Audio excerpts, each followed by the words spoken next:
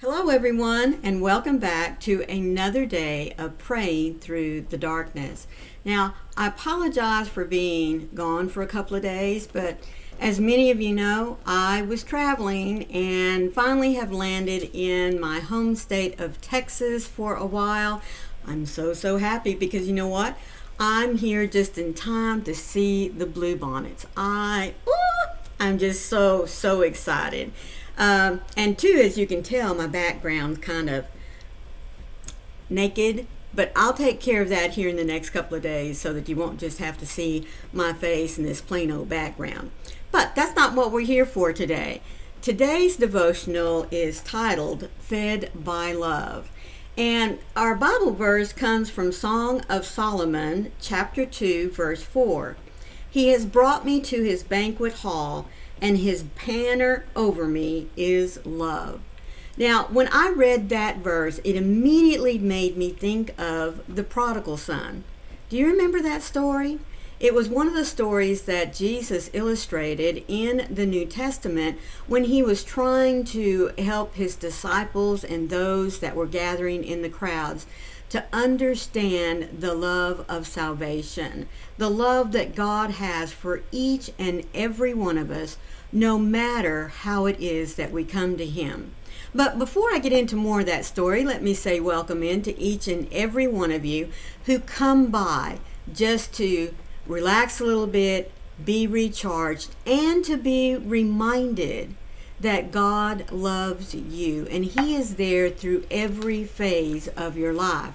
Now, my devotionals that I bring to you come from this little blue book entitled 365 Days of Devotions for Depression and Anxiety. You will find a link for it down in the description box so that if you wish to go and purchase your own copy, it's right there. Click on it and it'll take you right to it. All right. So the story of the prodigal son. Now, if you remember, he was not the oldest son, so he would not inherit all that his father had. But that didn't mean that there wasn't anything for him. And so, being a young man, I'm going to think probably in his maybe late teens, early 20s, he was restless. He didn't want the farm life. He didn't want to be herding sheep. He just, he was ready to hit the big town, the cities where all the action was. And so he went to his father and asked for his portion of his inheritance.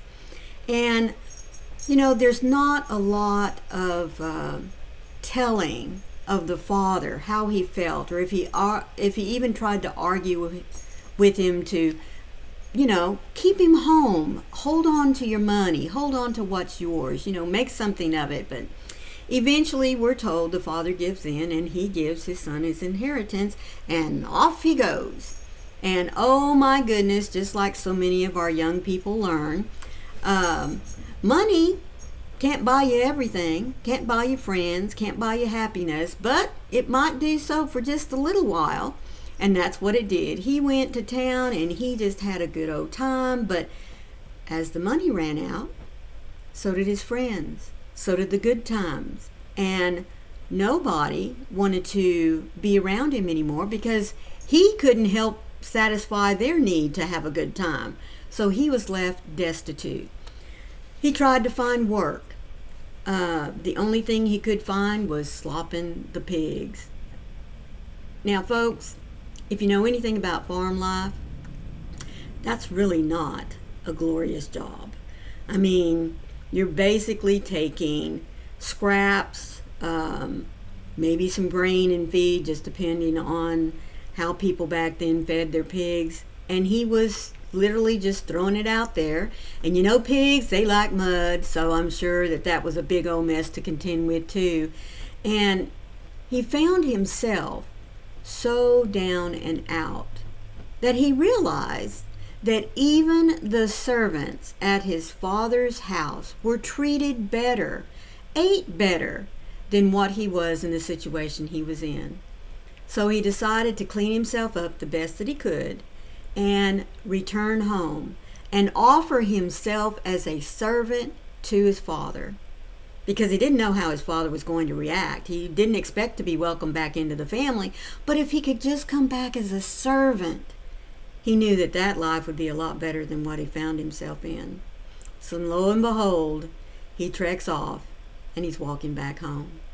Now the story tells us that his father saw him from a long way off, and he yelled to his servants, "Get me some clean clothes. Kill the fatted calf, because the child that was lost is now found."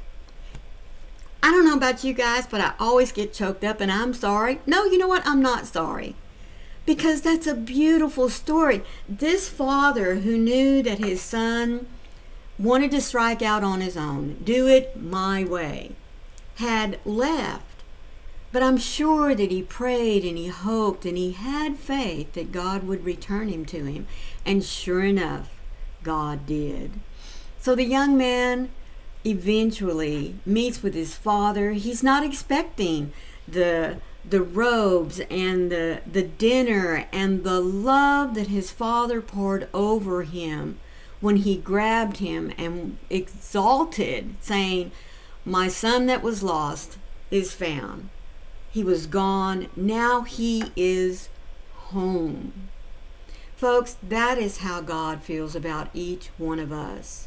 Until we come to that point that we accept Christ as our Lord and Savior, that we accept the sacrifice that God's Son was willing to make so that we could also experience that once being lost, we are now found. We are back home. We are robed in love and mercy and grace. We are covered in comfort, in knowing a love that we cannot find here in this world. And that is what Jesus was trying to explain to the disciples and to those that were around. We are all filled by love the moment that we accept Christ as our Savior. "You have prepared a place for me at your banqueting table, God. I am not welcomed in as a stranger, but as a friend. My place will not be filled by another. It is mine alone. I see how you welcome me with affection, and I come in as I am and feast on your face. I didn't have to clean myself up to come to you. You will reign over me with your loving kindness and lighten my load with your warm embrace.